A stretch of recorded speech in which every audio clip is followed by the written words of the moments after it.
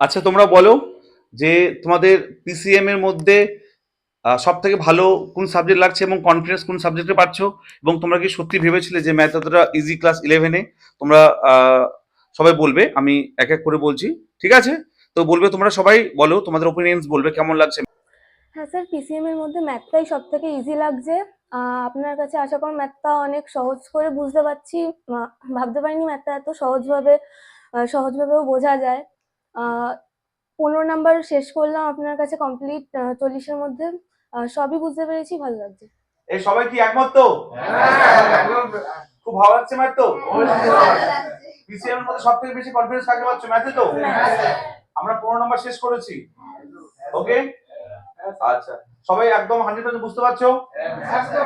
অনেকে আছে অনেক উইক ছিল ম্যাথে, যেমন সে এত উইক ছিল। ভালো লাগছে ম্যাথ করতে? একদম ভালো লাগছে? ক্লাস 10 থেকে ভালো লাগছে তো?